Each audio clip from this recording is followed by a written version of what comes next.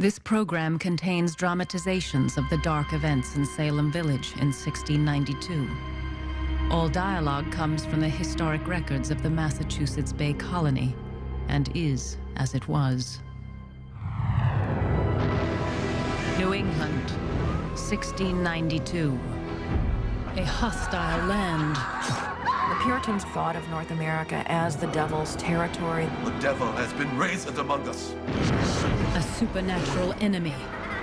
Thou shalt not suffer a witch to live is a biblical passage. I seen the creature suck on another witch's finger. To levy a charge of witchcraft was to take power over another human being. Is Salem besieged by Satan's witches? Or by madness? A corrupt court. They told me if I confess, I should have my life. A hanging judge. He believed in what the court was doing. What is your verdict? Guilty. The true story of the Salem witch hunt. And forgive us our trespasses as we forgive them that trespass against us.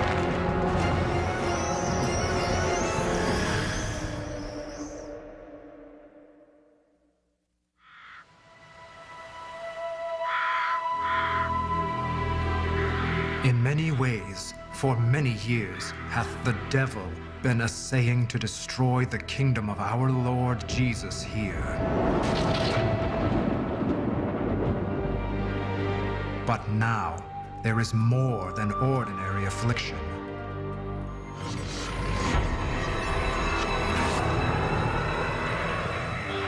October 1692. Residents of the Massachusetts Bay Colony believe they are being attacked by a conspiracy of witches.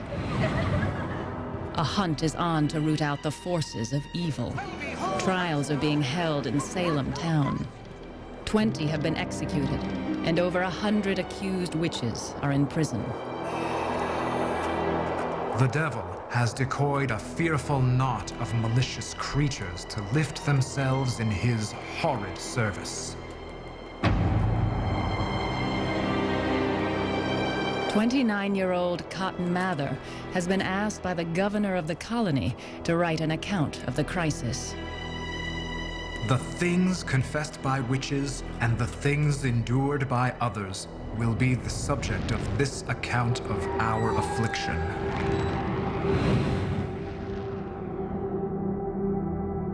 It had begun 10 months earlier, some 20 miles north of Boston, in a tiny farming community.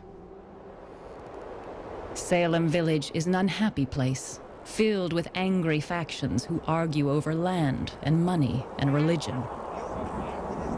There is a new church, but also a contractual dispute over the minister's salary.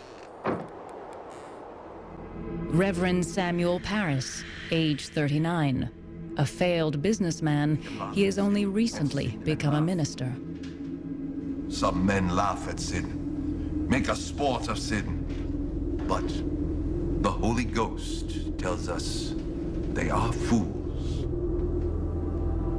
Sin is the devil's vomit, the soul's excrement, the worst of all evils, the scum, the superfluity of evils. Parris berates his congregation, hoping to shame them into paying his salary. Little does he know that a witch hunt is about to be triggered by events in his own home. The mountain calls forth its waters. January 1692. Mr. Samuel Parris, pastor of the church in Salem Village, had a daughter of 9, Betty Parris, and a niece of about 11 years of age, Abigail Williams, sadly afflicted of they knew not what distempers. These children were bitten and pinched by invisible agents, their arms, necks, and backs turned this way and that way, so as it was impossible for them to do by themselves. At times they couldn't eat, at times they couldn't sleep or speak, and a doctor was called in. This was the traditional thing one did. But if the doctor couldn't understand what was going on, which was usually the case, the doctor would diagnose witchcraft.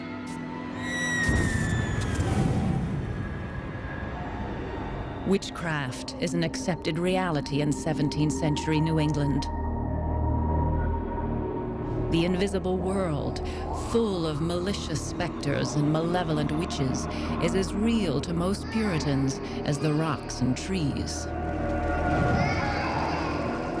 Witches were nasty people who went around cursing and producing damage. If you didn't give me something that I asked for, I might put a curse on your cattle, and 2 weeks later, your prize heifer might die. It was a pervasive belief at the time. It was built into the legal code of the common law. It was a crime as well as a sin. The crime of witchcraft is punishable by death. Cotton Mather had written a highly popular book 3 years earlier about bewitchings, including an account of 4 children named Goodwin, who, Mather said, were being tortured by invisible witches. The Goodwin children accused a woman known as Goody Glover as the person who had bewitched them. Goody Glover was brought to trial. She seems to have been Irish. She claimed to only speak Gaelic. They tried to get her to recite the Lord's Prayer, and Cotton Mather says in his book that no matter how many times they repeated it to her, she could not recite it accurately, and he regarded that as a sign that she was a witch. It was believed that no witch could accurately say the Lord's Prayer. Goody Glover was hanged in Boston on November 16th, 1688, for witchcraft. Witchcraft has its roots in folk magic. Since prehistoric times, there have been people who believe that charms and spells can improve fertility of crops and animals, fight sickness, show the future, or punish enemies. One early pagan god was half human, half goat.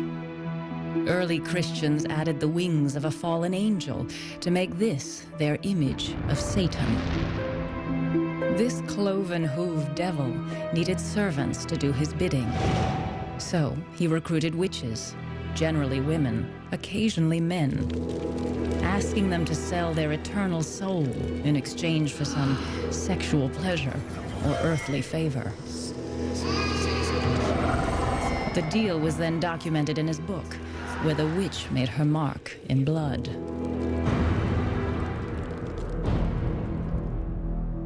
Beginning in the 1490s, European churches and church-controlled governments began an organized campaign to destroy all remnants of paganism. Over the next 150 years, an estimated 50,000 people are burned and hanged. But by the late 1600s, the worst of the European witch hunts are over. The world is entering a new era of secular government and science.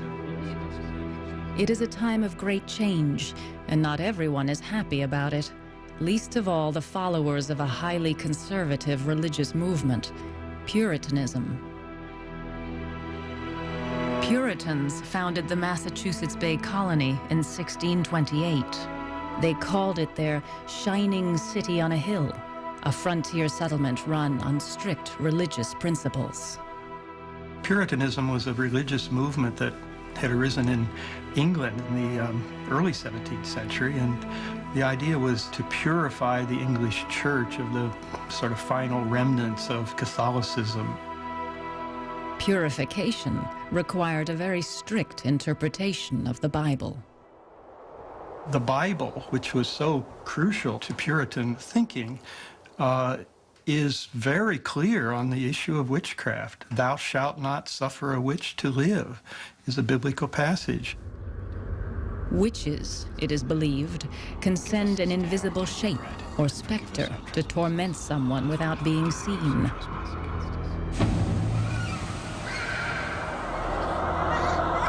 Betty and Abigail act as if they are being hit by invisible forces.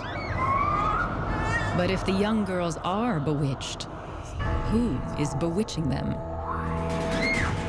The hunt is about to begin.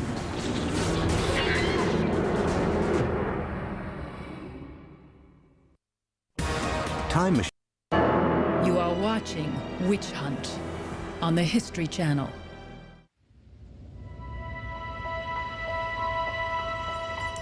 January 1692, and there is trouble in Salem Village. The minister's daughter and niece are exhibiting bizarre behavior. The village doctor says the girls are bewitched, but by whom? A neighbor suggests a folklore method for finding the witch. Paris's slave woman Tituba follows the neighbor's instructions.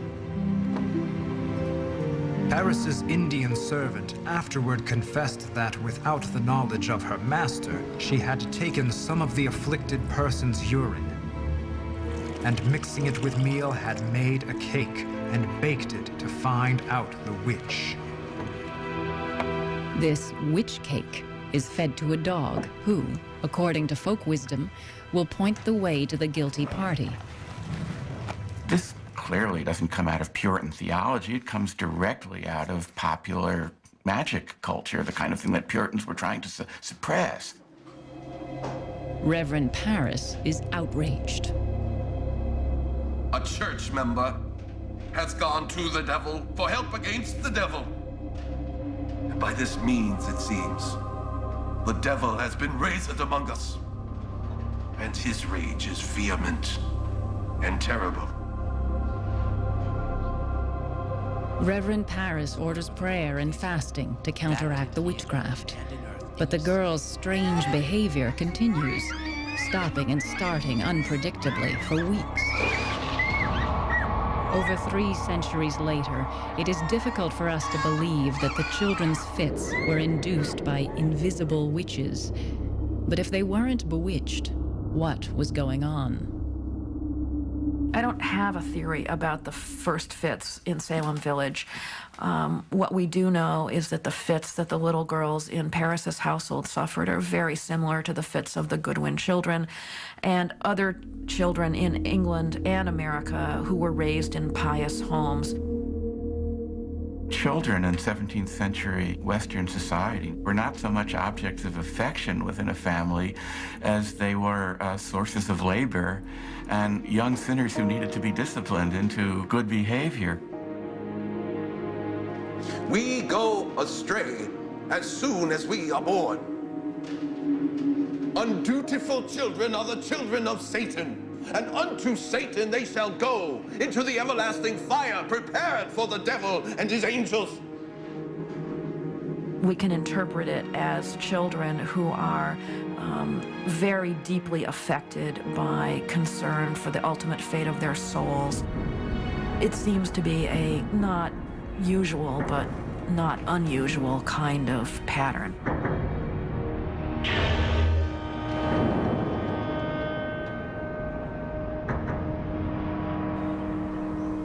But not all agree with this explanation. There are some who believe the girls' fits were triggered by poison. There's a theory that poisoning as it occurred in Salem is basically due to contaminated rye that led to hallucinogenic effects and all sorts of physical symptoms. Ergot is a type of fungus that grows on rye. People who eat bread containing this fungus have been known to experience nervous dysfunction. A victim twists and contorts in pain. In some cases, this is accompanied by hallucinations. In fact, LSD is derived from ergot fungus. But the ergot poisoning theory has been refuted by scientists and others. Some of them should have died from it, and the fact that 1 minute they're perfectly well-behaved or at least perfectly normal in their physical appearance and asymptomatic, And the next moment, they're having their fits or whatever are inconsistent with the symptoms of convulsive ergotism. The afflicted in Salem throw their fits in unison at convenient times, such as when people come by to see them. This fact has led many to believe that the girls were simply faking it. But if the girls are play acting, it is a deadly game. They could be accused of witchcraft themselves and hanged. It's possible to imagine, with only a slight turn of events, that the accusations of witchcraft might have been turned against the girls themselves if they had not been asked, who is it that afflicts you, and have started to name names in the village. They themselves might have been suspected as the guilty parties. Pressured by Reverend Parris to name the witch whose specter is attacking them, Betty Parris and Abigail Williams point to an obvious scapegoat: Tituba. Documents describe her and her husband as Indians. They are slaves from Barbados. She is dark-skinned, dark, like the Puritans' mortal enemies, the Wabanakis. As the original Puritan colony spread to the north, the English began to encroach on Wabanaki land. In North America, of course, they found native residents. They believed that those people were worshipers of the devil. They also thought that the Native Americans did not really have a right to the land because they didn't cultivate it, and therefore the land was pretty much free for the taking. But as the Indians see it, the Puritans are trespassers, and worse. When a group of Wabanakis come to a town to trade, the militia captures them and sells them into slavery. They were mostly women and children. As you can well imagine, this angered the Wabanaki people to no end, and they were infuriated by the treachery that had led to the capture of so many of their people. Starting in 1675, the Wabanaki tribes launch a series of wars against the English.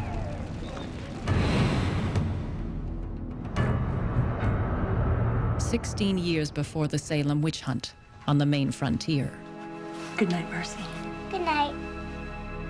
This little girl, Mercy Lewis, will play a central role in the Salem witch trials. At the age of 3, she is living in the town of Falmouth, Maine.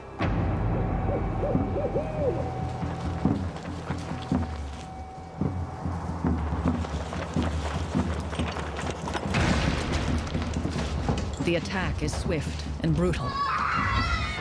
23 women and children killed or captured, 11 men dead. Mercy's grandparents, aunts, uncles, and most of her cousins are among the victims.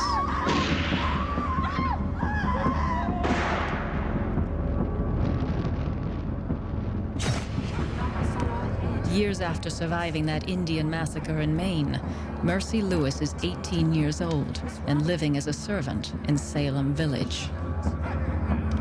Some at our house were fighting for their lives. One who did was running and was shot. He begged of them his life.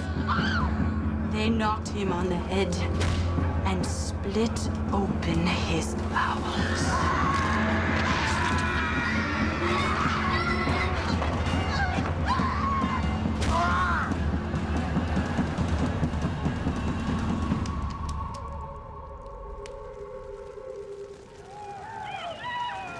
A 10-year truce with the Indians is coming to an end. News is grim. The town of York, Maine, is in flames. 50 dead, 100 taken into captivity by the Wabanakis. In January 1692 in Salem Village, it would have been bitter cold, and the news came from York about the Indian raid, not all that far away, and people must have been terrified. Soon after hearing news of renewed Indian attacks, Mercy Lewis begins throwing fits. just like Betty and Abigail, and they are joined by others. Mercy Lewis works for the Putnam family. Ann Putnam Jr., age 12, Ann's mother, age 30, and Ann's cousin, Mary Walcott, 17. All are now acting bewitched. And it's spreading. Salem Village is a very small community, and all the afflicted would have known each other very well. There were little girls, there were teenagers and 20-somethings, and then there were some married women who were also afflicted.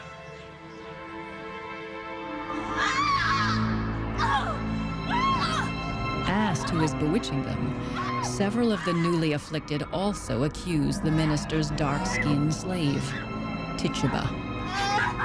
Since the younger girl's accusations cannot be used as evidence in court, these new accusations by adult witnesses are critical.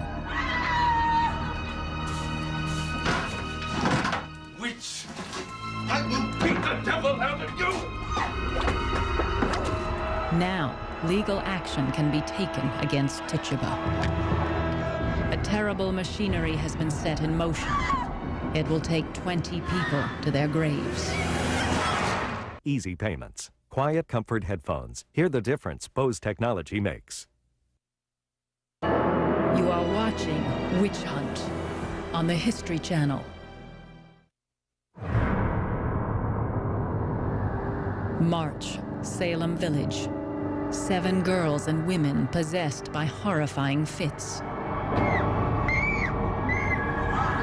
They claim to be bewitched, and it is Reverend Parris's Indian slave, Tituba, who is invisibly attacking them. Formal complaints are filed, transforming wild accusations into a legal procedure, one that unfolded in a building much like this one over 310 years ago. In Salem Village in early March of 1692, the fields were frozen, nobody was outside working, and the place must have been jammed. 2 magistrates from nearby Salem town, John Hathorne and Jonathan Corwin, come to Salem Village to conduct a preliminary examination to see if a trial is warranted. The accusers have been asked to point out the witch who torments them. What happens next is recorded for history in official transcripts. Tituba, what evil spirit have you familiarity with? None. Why do you hurt these poor children? What harm have they done unto you? They do no harm to me. I no hurt them at all. Why have you done it? I have done nothing. I can't tell when the devil works. No. What? Hath the devil told you he hurts you? He has seen the devil? No. He tells me nothing. Hathorne was an experienced magistrate, and he had obviously examined many accused people before. His purpose was to elicit a confession from her. It was crucial to get confessions. To get a conviction in a capital case at this time, you had to have 2 witnesses to the actual act. And so, therefore, the easiest way to get a conviction was to get a confession. What is it you converse with all? The devil, for aught I know. What appearance? Or how does he appear when he hurts them? With what shape? Or what is he like when he hurts them? She's a person who has lived the life of being a slave. She's been hit before, and maybe it dawns on her that she'll get hit worse. And so she tells the stories that she tells. Yesterday, I being in the lean-to chamber, I saw a thing, like a man, that told me to serve him. And I told him no, I would not do such a thing. The devil used to be a witch. What clothes does he appear to you in? Black close sometimes. He's a tall man with dark hair, I think. What other likenesses besides a man doth he appear to you? Sometimes like a hog. Sometimes like a great black dog. A black dog? What did she say? What? Tituba's lurid imagery seems to cast a spell on the afflicted girls. Sometimes like a hog. Sometimes like a great black dog.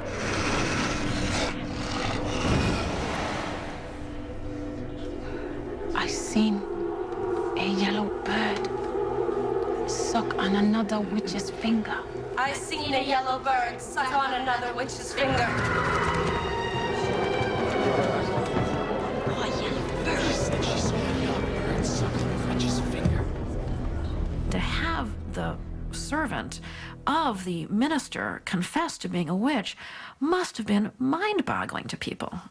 What is really significant, though, from a legal point of view, is that Tituba has offered a confession. And that is the thing that matters the most. They have their confession. Now that they have their confession, the witchcraft is a reality. Tituba does more than just confess. She offers up the names of her fellow witches. Who else have you seen?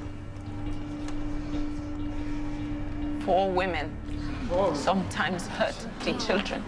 What did she say? Who were they?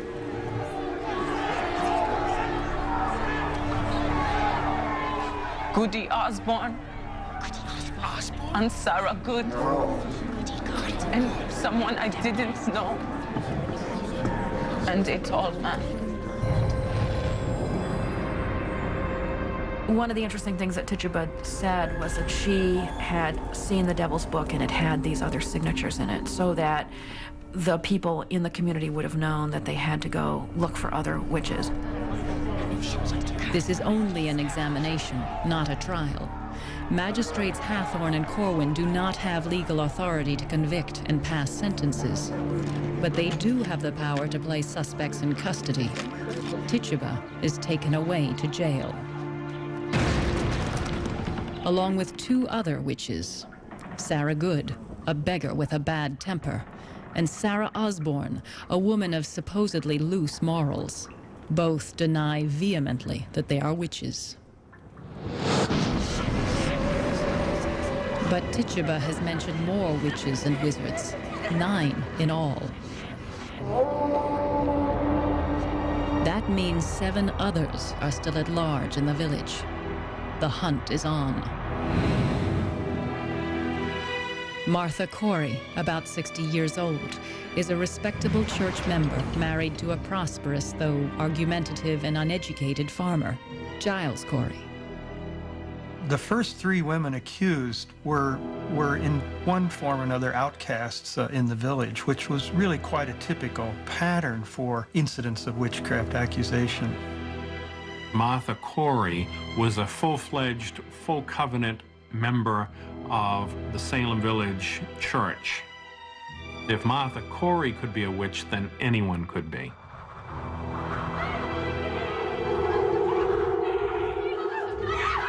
Ann Putnam Jr. and Mercy Lewis claim that Martha Corey's specter torments them.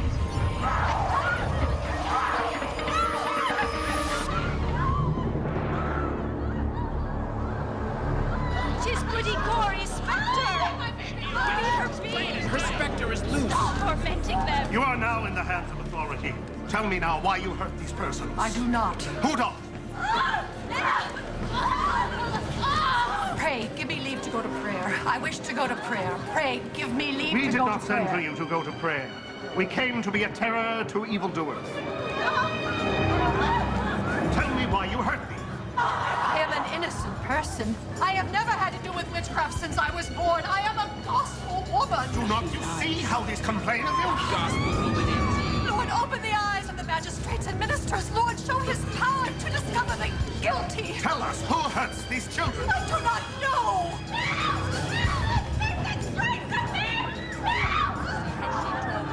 In his examinations, Hathorne relies on what is called spectral evidence, a statement by a witness that she sees the specter of a witch do strange things.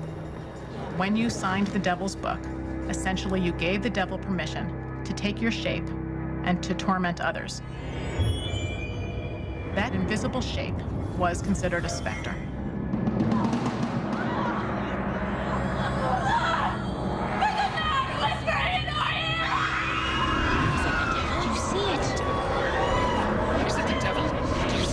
Say to you? We must not believe what all these distracted children say. Cannot you tell what that man whispered? I saw nobody. But did you not hear? No. If you expect God's mercy, you must look for it in God's way, by confession.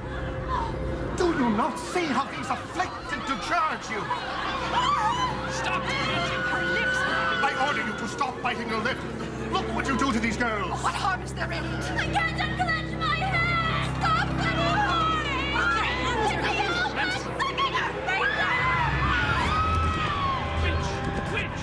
Why do you let that bird suck on your finger? The Lord have mercy. Tell me why you hurt these children or who does. But I have no hand in it. But if you will all go hang me now, how can I help it?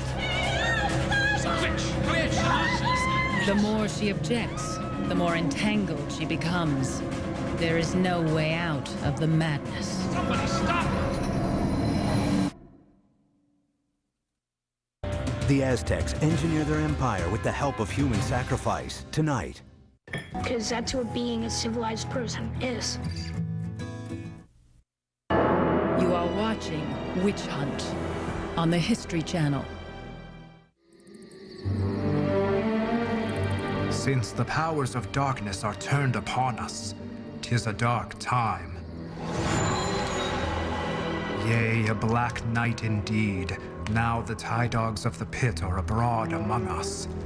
Must the very devils be sent out of their own place to be our troublers?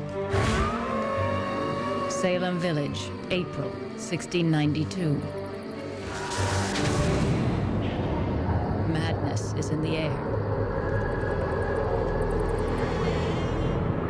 Anything odd is seen as a sign of witchcraft.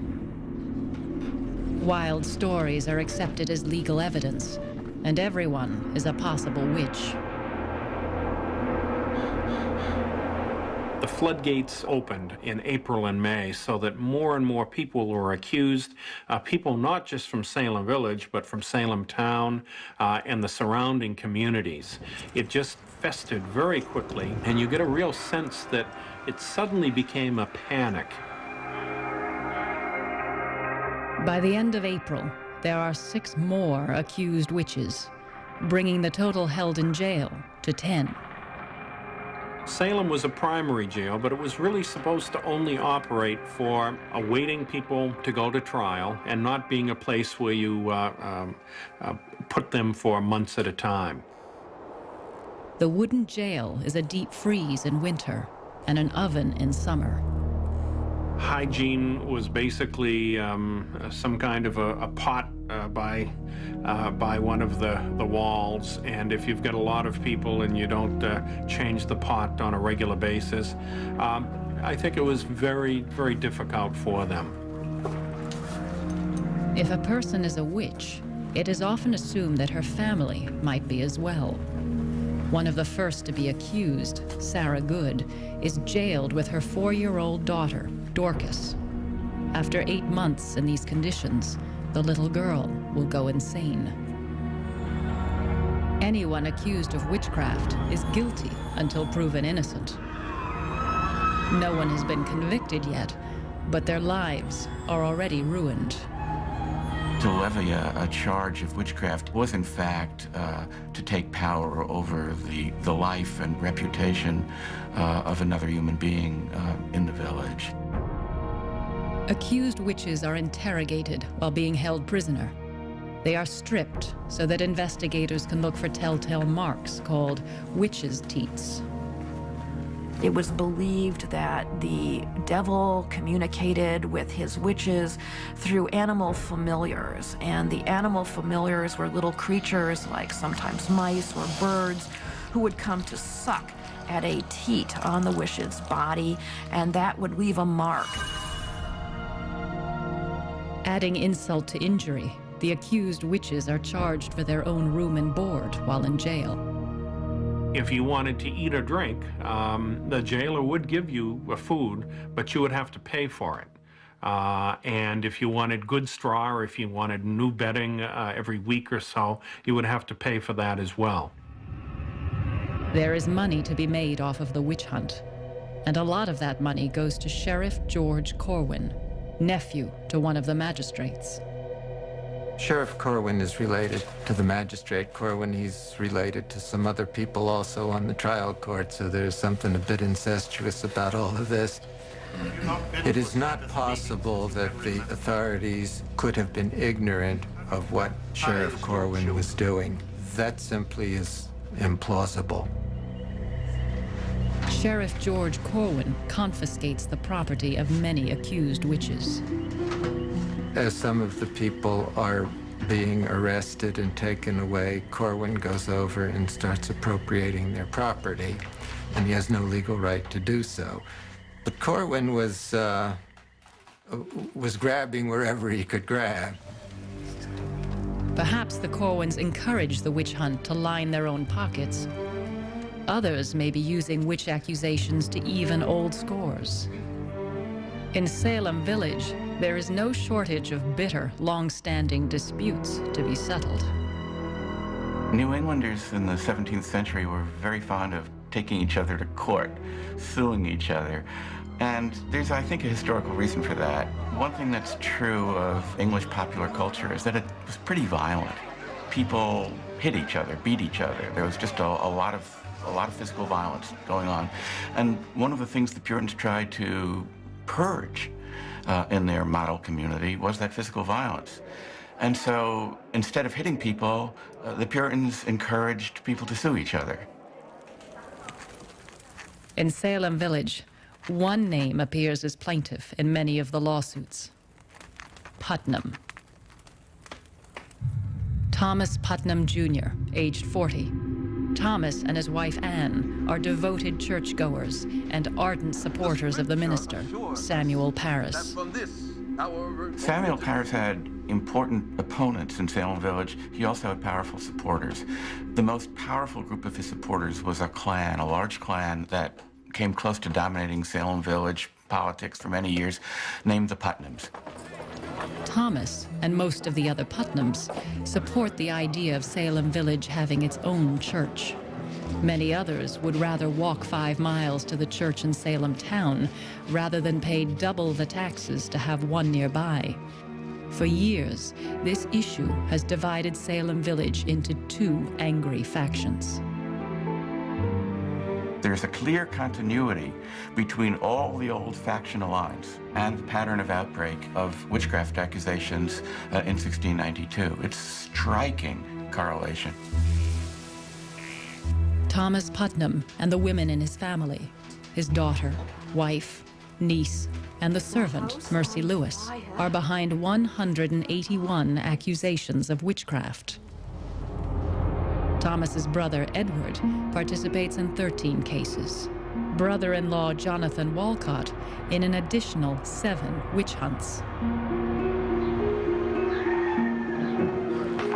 People who have done the Putnam clan wrong are dragged in on charges of witchcraft, like George Burroughs. Reverend George Burroughs, aged 42, a Harvard graduate, witty, married 3 times. He had held Samuel Parris's job as minister of Salem Village 10 years prior, from 1680 to 1683. The period of the ministry of George Burroughs in the village was a very contentious one. The villagers began to withhold his salary, which was their standard tactic when they started to feud with their ministers. And that meant that Burroughs could not repay his own debts. Burroughs had borrowed money from a Putnam. When he couldn't repay it, Burroughs was arrested. But he successfully argued in court that he couldn't repay debts until the town paid his salary. Though the debt is finally repaid, the Putnams never forget their humiliation in court. By the time of the witch hunt in 1692, Burroughs is working as a preacher in the remote frontier settlements of Maine. He has survived the brutal Indian attacks that had killed many of Mercy Lewis's relatives, but he will not survive the vengeful Putnams of Salem Village. On the evening of April 20th, 1692, Ann Putnam Jr. says that the invisible specter of George Burroughs comes and speaks to her. She declared that Burroughs confessed to her that not only was he the leader of the witches, not only had he killed his first 2 wives, but he had also killed the wife and daughter of his predecessor, and most importantly of all, he had bewitched the soldiers who were fighting the Indians on the Maine frontier.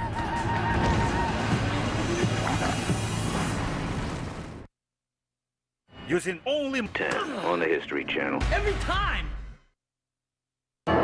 You are watching Witch Hunt on the History Channel.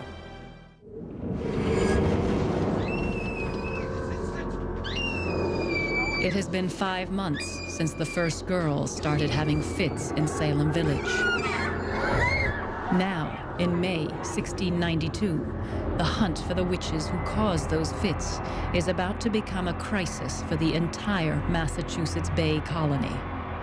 Have you baptized your children? George Burroughs has been brought to Salem Village, all the way from Maine. Sabbath meeting since you can remember. During preliminary questioning, Reverend Burroughs displays a defiantly relaxed attitude toward religious ritual.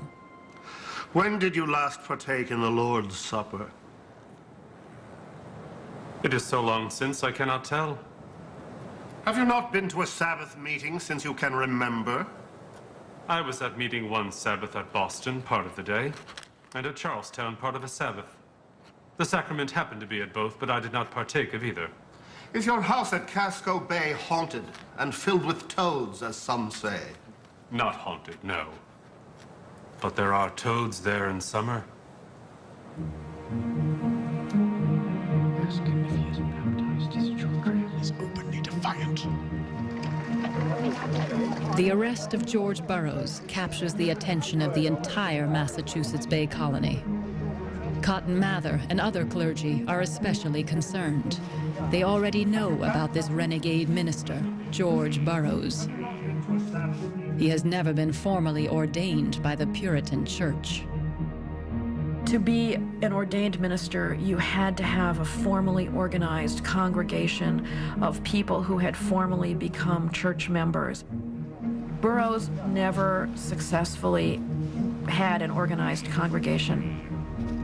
To Cotton Mather, Burroughs represents all that is wrong in a colony that is drifting away from its original religious purpose. Many of the settlers in Falmouth, Maine, lived themselves too like unto the heathen, without any instituted worship. The magistrates have the legal power to examine Burroughs, but not convict or hang him. The local jails are now crowded with accused witches awaiting trial. On May 27th, the governor orders a special court to convene in Salem town. There is a jury of men from around the county and a panel of distinguished judges. None of the judges had any particular legal training. They were merchants and other leaders of the colony. The Chief Justice, William Stoughton, is also Lieutenant Governor of the colony. He is known to be a rigid and dogmatic Puritan. The special court would have differed from courts today in that the defendant had no right to an attorney. There was no defense attorney in 17th century English law. The accused witch must defend herself, a difficult task when dealing with spectral evidence. The first case heard by the official court is that of Bridget Bishop. About 50 years old, she was also tried for witchcraft 12 years earlier and found innocent. But this time, the rules seem to be different.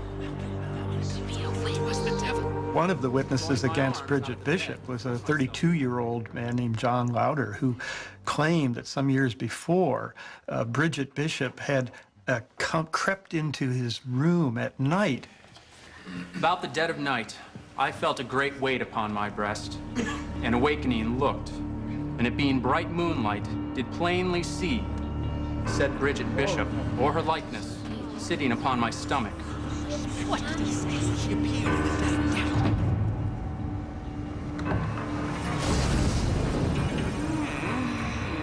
Now, of course, this was not literally Bridget Bishop. This was the specter of Bridget Bishop. This was Satan who had taken on the form of Bridget Bishop. And I had not the power in my hands to resist or to help myself.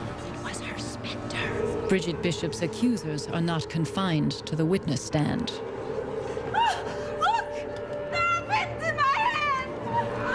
People saying that Bridget Bishop is tormenting them disrupt the trial. They completely influence, completely dominate all the courtroom proceedings. Now, this is very interesting because a defense lawyer would absolutely just stop the proceeding immediately and ask for the girls to be excused from the courtroom because their presence was just too prejudicial.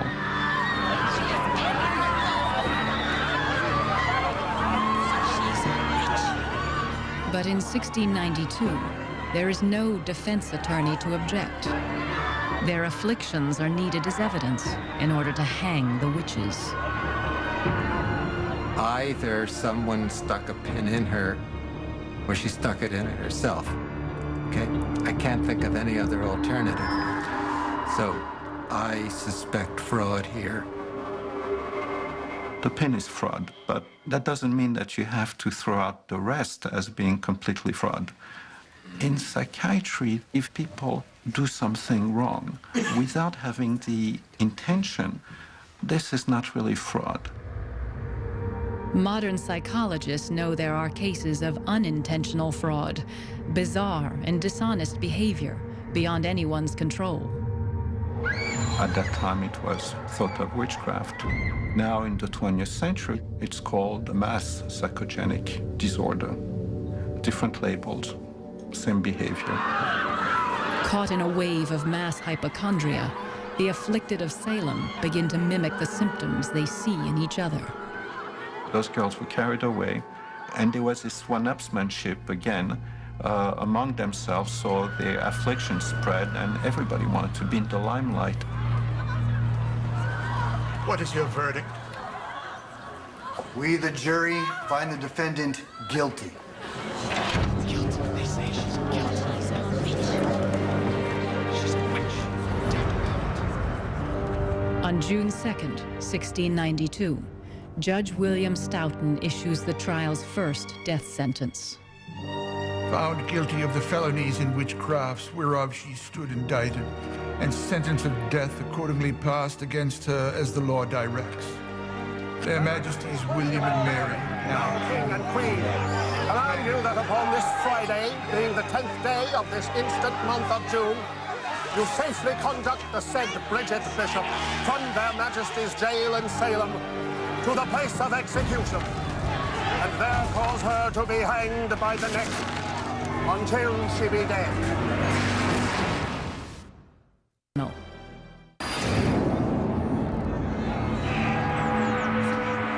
On June 10th, 1692, Bridget Bishop becomes the first witch to hang in Salem Village. Hang the witch! Hang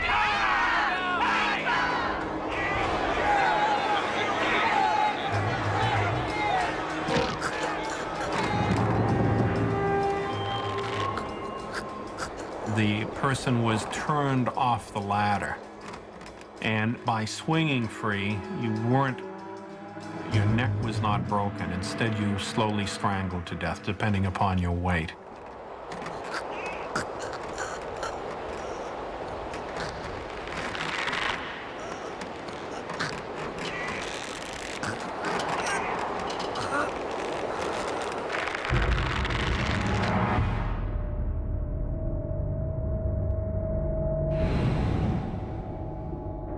Disgusted by the hanging, one of the judges resigns in protest. The witch trials carry on without interruption. July 19th in Salem Village. 5 more women are executed. Rebecca Nurse and Sarah Good from the village, and 3 more from neighboring towns. They are hanged because they do not confess, because they refuse to name others as witches. A strange pattern has emerged. Those who, like Tituba, confess to witchcraft and give names of more witches are never convicted. They wanted more confessions, and there was an implicit bargain that was being offered. You confess and we don't execute you. But not everybody is willing to accept that plea bargain. They say he's the leader of the conspiracy. He talks to the devil. We saw him leading witches' Sabbath. He's in league with Satan himself. Right Honorable Sirs, I bring before you accused witch, Minister George Burroughs. What we have in the case of George Burroughs is a quite detailed description that Cotton Mather included in Wonders of the Invisible World, and his account tells us pretty much what happened. There were now heard the testimonies of several persons, and these charged the specter of George Burroughs to have a share in their torments. Many travel from Boston to Salem town to watch the trial. The Putnam family sits at the front. Their maid, Mercy Lewis, is the first to testify. She describes an encounter with the specter of George Burroughs. He told me the devil was his servant, and he did most dreadfully torment me, as though he would have racked me all to pieces. He urged me to write in his book. His book? Or else he would kill me. His book? Write in his book? As a child, Mercy Lewis had witnessed an Indian attack in Falmouth, Maine. An attack that had killed many of her closest relatives. Later, she worked as a servant to Reverend Burroughs. He was described as having dark skin, and some wondered how he had escaped not one, but several Indian raids unscathed. Abigail Williams calls him the little black minister. Black, like an Indian. This is one of the comments that Cotton Mather makes in his report, that a number of the afflicted people and others see the devil in the shape of an Indian. The prodigious war made by the spirits of the invisible world upon the people of New England in the year 1692 might have some of its origins among the Indians, whose chief sagamores are well known to have conversed with demons.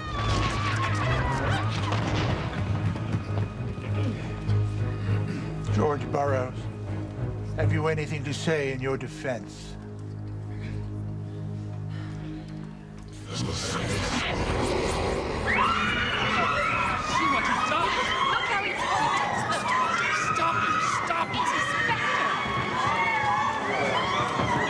The court is crowded with witnesses against Burroughs. George Burroughs was accused by 8 of the confessed witches as being the head actor at some of their hellish rendezvous, and one who had the promise of being a king in Satan's kingdom.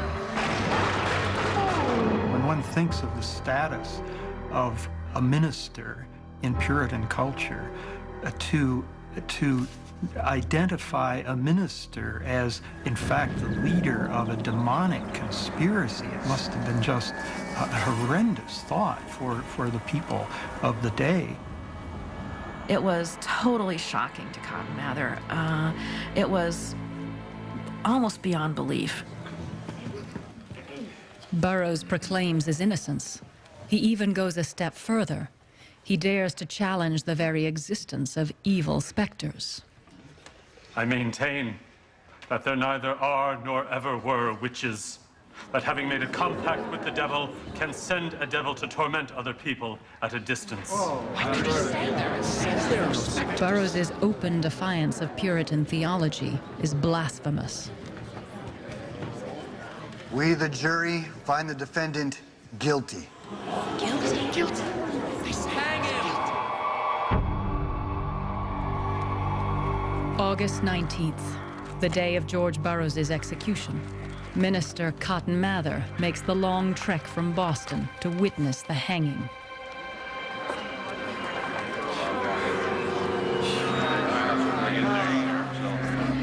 Our Father, which art in heaven, hallowed be thy name. Thy kingdom come, thy will be done on earth as it is in heaven.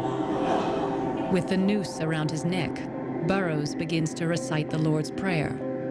Cotton Mather himself has written that this is something witches can never do. Give us this day our daily bread, and forgive us our trespasses as we forgive them that trespass against us. And lead us not into temptation, but deliver us from evil. Amen. Imagine the presence of mind it must have taken as you're literally facing death to, I don't think I could remember the Lord's Prayer under those circumstances, but he did. And the record reports that the crowd almost literally began to surge forward to prevent this hanging. He recited the Lord's Prayer! Hear me!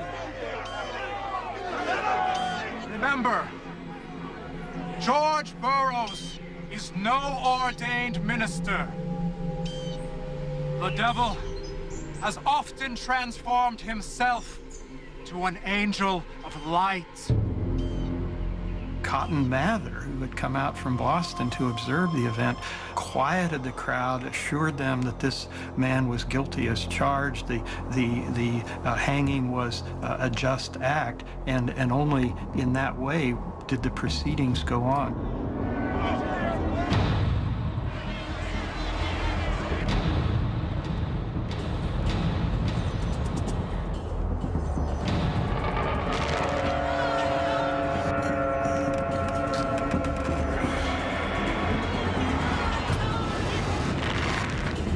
Burroughs is left to swing, slowly strangling to death.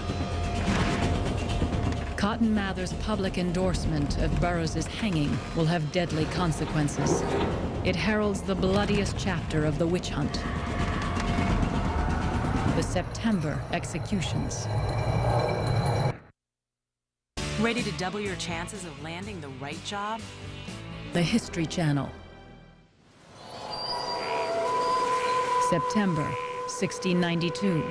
It is the final and bloodiest chapter of the Salem witch trials. By month's end, 9 more people will die by hanging. And worse. Giles Corey, husband to accused witch Martha Corey. Giles now finds himself accused in turn. But when Giles is brought to trial, he refuses to play along. Since this court had only found everyone that was brought before them guilty, he had decided that once he pled not guilty, he was not going to cooperate anymore. It was an exquisite protest on his part. Giles will not take part in the madness, and so becomes its victim. They tried to force him physically to plead. And the way they did that was to place him on the ground and then pile onto his chest an increasing number of stones. They kept piling more stones and waiting. It took 2 days. When he was asked, well, are you willing to plead now? He's reputed to have said, more weight.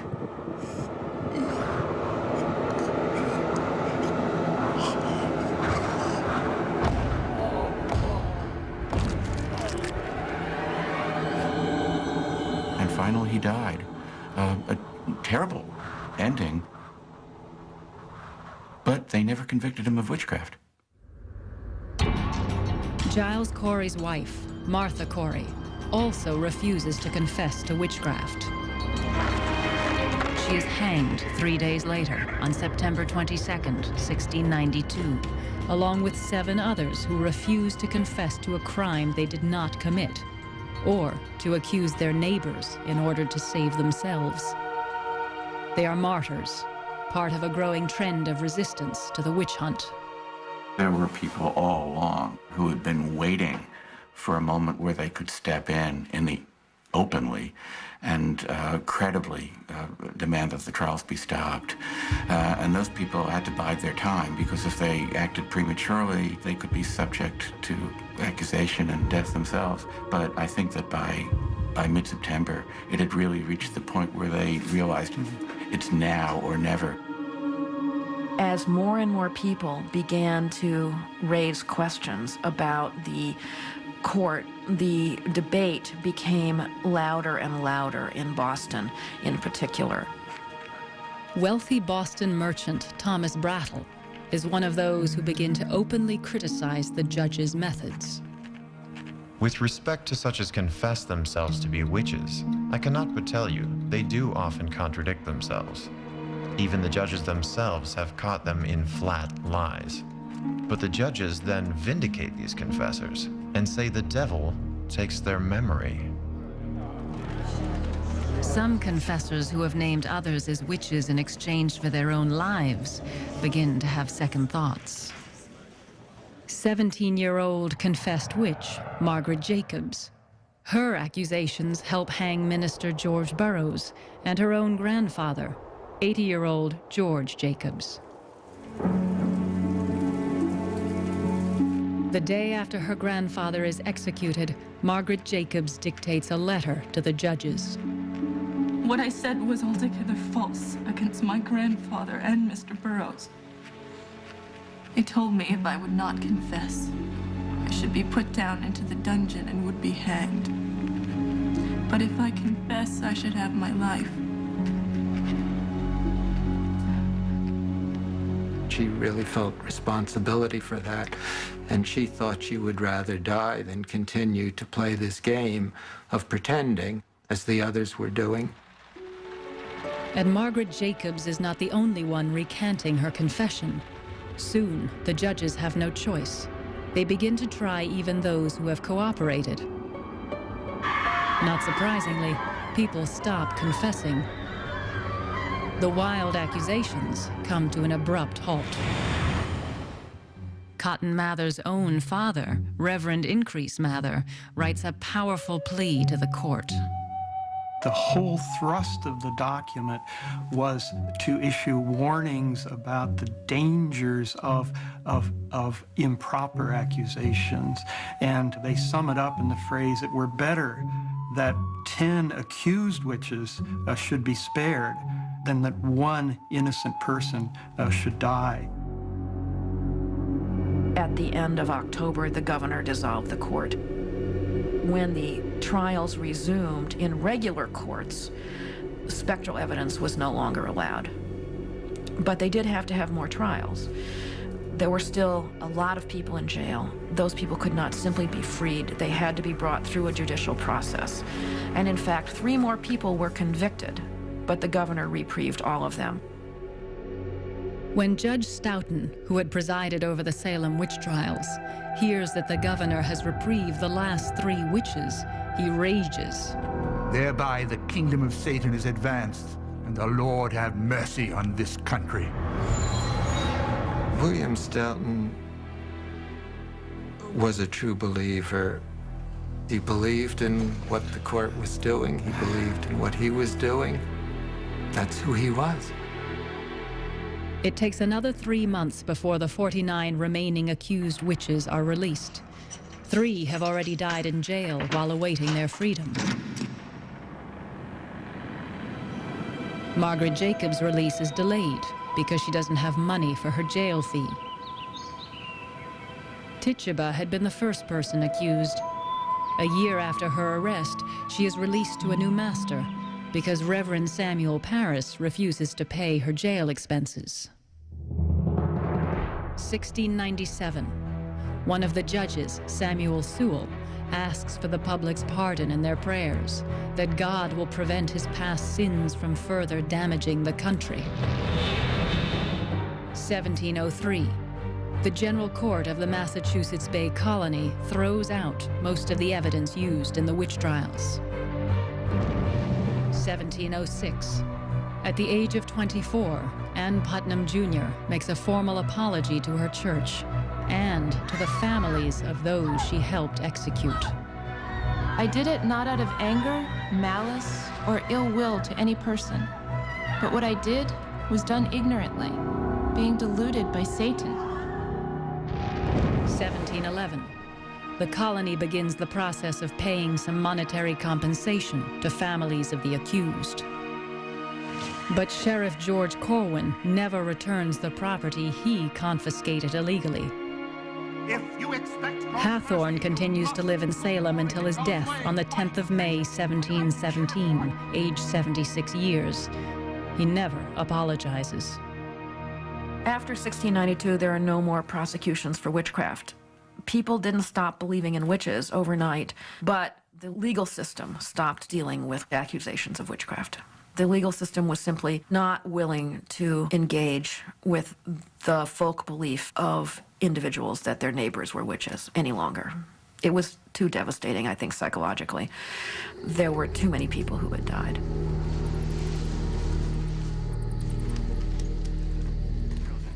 And what is really so... Over 3 centuries later, in the home of one of the victims of the witch hunt, a group of historians debate the significance of the event. Of course, this is right on the cusp of the beginning of the scientific revolution and the Enlightenment, in the sense that the world in which invisible spirits surround people is a pre-Enlightenment world. Right, but in our post-Enlightenment world, we have loads of people who are having experiences with UFOs.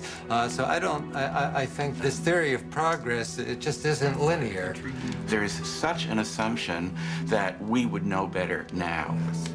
Such an assumption that somehow, if only we had been there, that we would have stopped it immediately. We would have seen through it. And we would have known there were no specters. We would have known there were, and we would have told them how to handle it, and it would have worked. And yet it seems very clear that at the time, people of intelligence and goodwill were actually taken in. And clearly this was a very scary and difficult to interpret and very difficult to dismiss set of events. If we could push this one step further and look at the present. In the aftermath of the witch hunt, Cotton Mather regretted that innocent lives might have been taken. But who was to blame? Was it Satan? Or was it the Puritans themselves? Did we not, between the sufferers on the one hand and the suspected on the other, carry things to such extremes of passion that the devil did bless himself to find such a convenient home among us? It may be that the anger which we have had against one another has had more than a little influence on bringing the devil to us.